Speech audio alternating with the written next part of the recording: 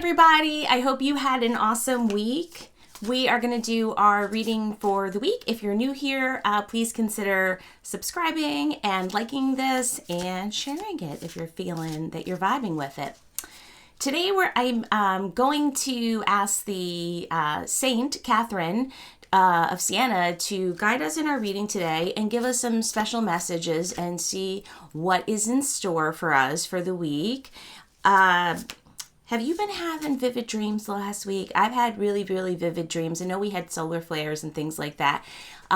In some of my dreams, I had a lot of the fire element, like buildings on fire, cars with weird fiery globes. And I know some friends said that they saw similar things. So I'm wondering, as I was wondering about all that, I went to a conference and one of the speakers put a quote on the board, which I wasn't expecting it, from St. Catherine of Siena. And it said, be who God meant you to be, and you will set the world on fire. So, of course, I was inspired by that. Plus, she's was an Italian mystic, right? So, and she's the patron saint of fire prevention. How intriguing. So I feel like we were meant to hear more about her. And she also had another quote that I thought was great. I was reading a book about saints. And she says, you are rewarded not according to your work or your time, but according to the measure of your love. It's so interesting because I think we've had a lot of concepts for some of us feeling like we've been doing a lot of work, but our work hasn't been rewarded or recognized. And what's that all about for us? And so what's so fascinating about Catherine is that a lot of the work that she did as a theologian was, she didn't live very long into her 30s. She did it as later, and she was in a lot of pain. She had daily pain. So she did all of this work with the amount of pain that she had every day. And she did a lot of writing and advocacy. So she did a lot of letter writing and advocacy. So very interesting, right? So I feel like we can find connections to her passion. So we're going to pull some cards and see what her message is. We're going to use the Light Seer Tarot today and see what we find.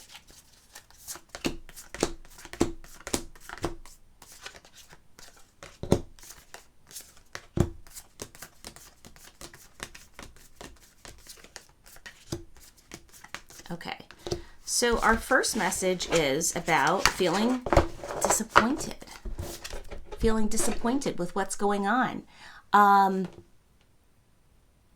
think some of us have recognized that things haven't worked out the way we hoped, and there's a deep sense of disappointment, not just with our relationships, but I think this is with our relationship to the world and to what's going on, and feeling a disappointment and really feeling like the ground is not steady any longer, right? Or like things aren't as promised or how we really envision them or we hope them to be. And I think there is a deep sense of again, disappointment, depression, feeling just not rested, like feeling unease, but an unease that's like in the bones that doesn't go away, if that makes sense.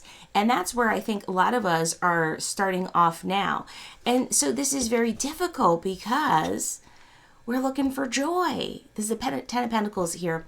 We're looking for joy. We're looking to feel like all of this work that we have been doing is going to reward us and to pay off in some way. And I think for many of us, we feel like, so, we know that like money's not going to make us happy or set us free or anything like that. But having some security would make us feel, monetary security would make us feel like we could do more of the activities that we would like to do, be more with our friends, our family. If you could see, there's a dog there. For me, be with your dogs more. And I think there is still a hope that this could be there coming for us. And I hear from our guide here, who's co-hosting with me today, St. Catherine, that the way forward is really to let the divine move us in the way that will help us take flight. So to take inspiration from our divine guidance that we hear from our guides, our ascended masters, the universe. And so our next card is the Seven of Wands. Can we be tranquil? That's what I hear. Can we be tranquil with everything that's going on? I think it's been hard for us to find that inner tranquility, and the mind is going, right? The mind is not as rested as it could be. And I think this is true for even for those of us who have solid plans. You know, for those of us who have a solid meditative spiritual practice, a prayer practice, something like that, whatever that has been helping you throughout the years. I think that for some of us, that is helping us, but it's not enough. And I think that that's why we see this ungrounding, because I don't think that that's enough anymore during these times. I think that that probably was enough for us before, but it feels like a lot. A lot of this too is because we're going through it together, where in the past, if you felt like some angst, some disruption, ungrounded, all these kinds of things, maybe it affected some people in your circle, but it maybe didn't affect as many people, or maybe it didn't affect as many people that you work with. And so it feels like you're getting hit from like every side, right? So this message is encouraging us to settle into practices that are going to make us feel settled, tranquil, peaceful.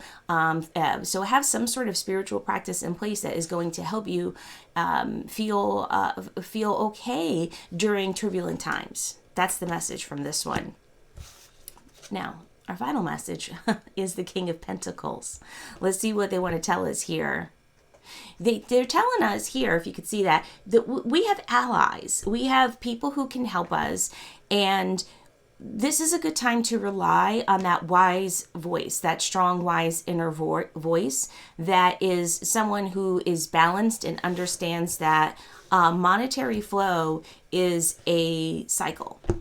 It's a cycle. It's in and it's out. You know, some days, sometimes up, sometimes down, but it's definitely a cycle. And I think that if we approach financial abundance as a source of divine love, then that will be helpful for us moving forward, instead of thinking of it as something that is toxic or evil.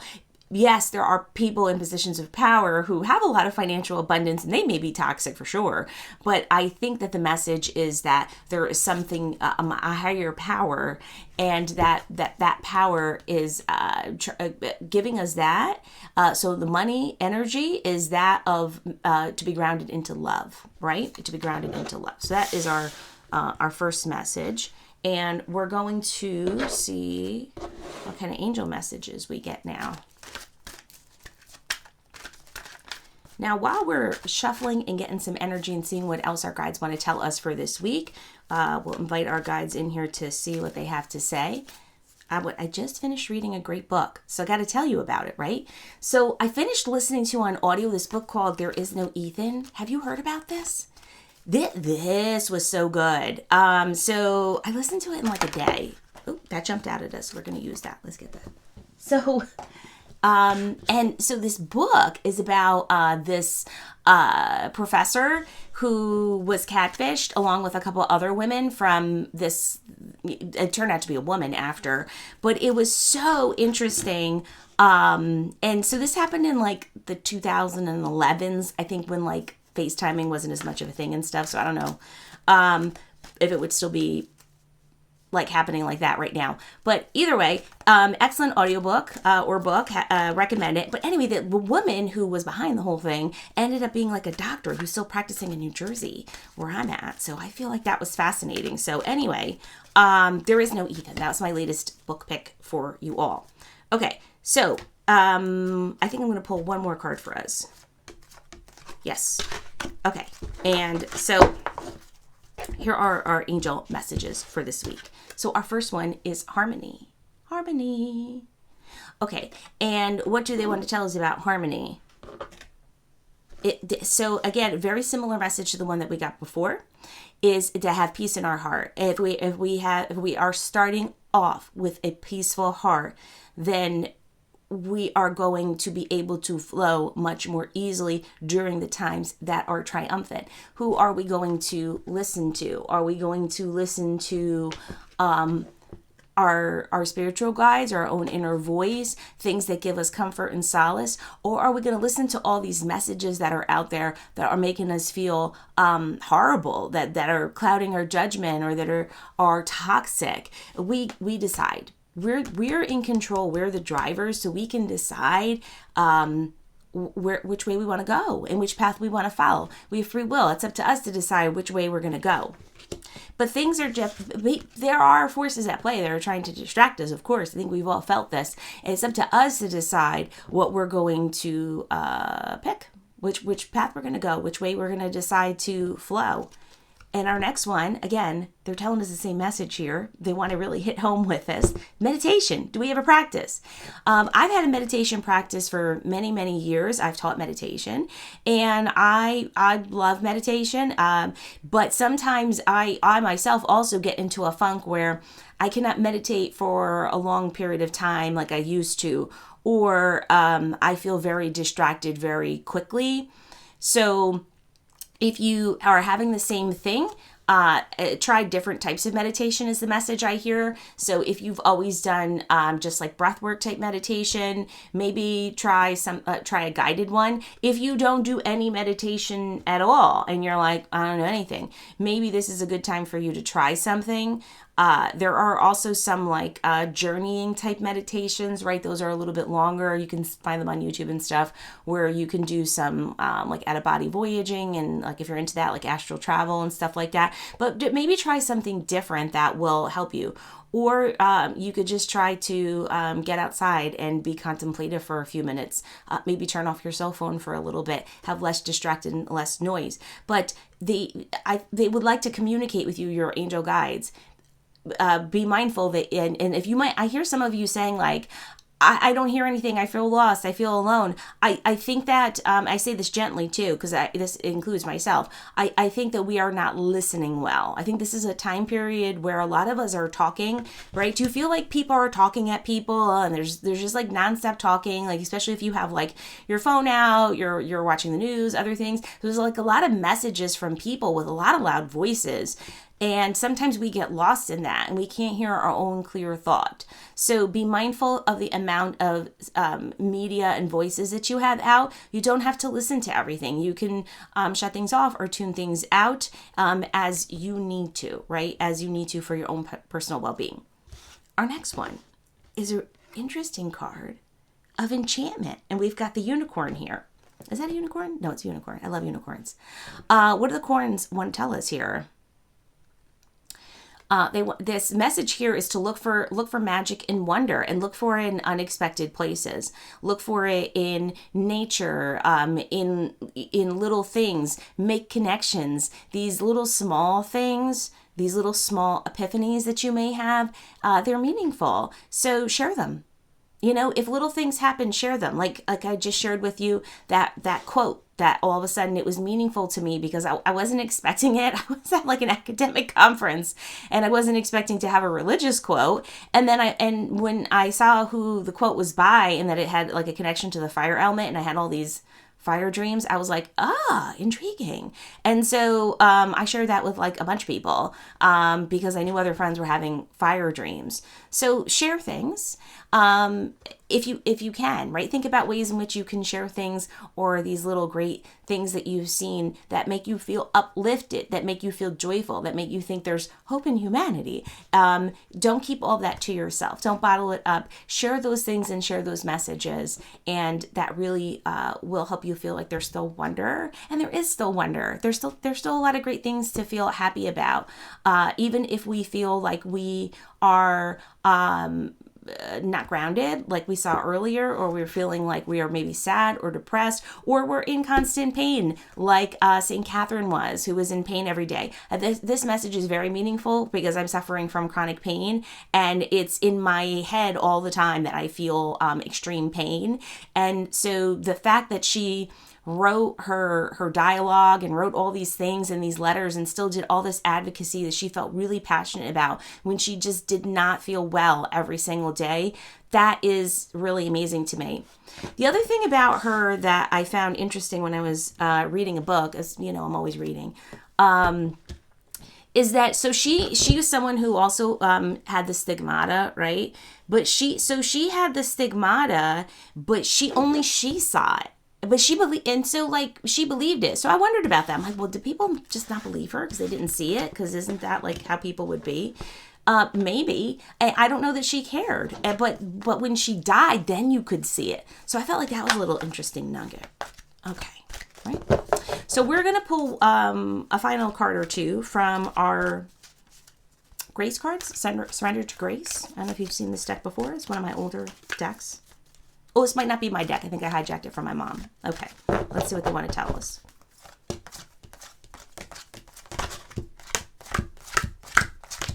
Patience. I get this message all the time. Patience. We need to have more patience. Don't I know it? Don't we all know it? Patience. Patience is the message. Trust in divine timing. Your future holds something far greater than your past. Yes, of course, it's really difficult. I think it's difficult too when all the decisions that we make feel so critical and heightened. I think because a lot of us are having a scarcity mindset, right? Because the powers that be want us to feel like there's not enough or there's not enough resources. And it feels like that money element that we were talking about before, instead of feeling like it's God-given and that the energy of money is actually love, right? It feels like they're trying to make it people are making us feel like we have a scarcity of resources. So we're fighting for resources. We're taking scraps, breadcrumbing, right? All the stuff that I've been telling you about. And so sometimes we feel like every decision that we make weighs very heavily on us, like we can't make mistakes, or that we keep replaying mistakes that we may have made. Of course, I think many of us know we can't. Here's the message from that: we can't go back, right? So, but that's hard. It's hard for us to say, well, I want to have patience. I want to understand that there's a lesson in everything that I have done or chosen, even if it ended up maybe feeling like it was a mistake or like not the best thing. But it's hard when you feel like everything is heightened, or you feel like there could not be enough, or maybe you've made a bad choice. So they're asking you to really have patience and to lean in and settle in. Again, this is why they were giving us these advice to have a solid spiritual practice, to have a meditation practice, to flow, listen to your guides, tune out some of these other toxic, distracting voices. And I say everything gently because I know that is easier said than done, but that really is the way forward for us. It is the way to help us feel like we are connected to each other still, right? I say this all the time. We do everything in community. We're here together, connected in community together. So this will help us, and it will help us move us through. Now, I want to pull one final card for us that is going to help us see what our week is going to be about, because I'm curious about what the week holds for us. Is it going to go smoothly? Are we going to have issues? Are people going to be popping up from the past? For some of us, yes, I hear in my head. I hear you may have communications with people who you haven't thought about in a minute, and that maybe you didn't want to think about them in a minute. But you'll have some people will resurface, is what I hear. Let's pull a card. Okay, interesting. It's still got to do with financial abundance. This is the Four of Pentacles here. What they're telling me is for us for this week, be prepared for unexpected news, correspondence, surprises, things that will delight you. So good news coming your way, and be prepared for also more mystery and intrigue too. So I think that we will still find some wonder in the mystery of everything and what's going on. And I hope that you take that approach too, that you take a wondrous approach to what's going on, and let that set your heart free. But I will end off by saying that the overall message from St. Catherine, who I asked to guide us through this reading, is to remember that what we do, it does make a difference, and it is seen by the universe, it's seen by the divine, by our masters, whatever you want to call it, or however you feel connected to your spiritual side. But it is seen, and it's less about the recognition from down here, right, from the elements down here, and more about coming from a place of love and doing things from a place of love and wanting to help and care for other people. That is what is going to be seen and help your karmic cycle. I hope that makes sense for you. Anyway, I hope you have a wonderful week. If you're reading something exciting, do drop me a comment. I love to hear what people are reading and put other things on my book list or on my Goodreads. And if you're new, again, please subscribe. And if not, I hope you have a wonderful week. I hope it's good for you.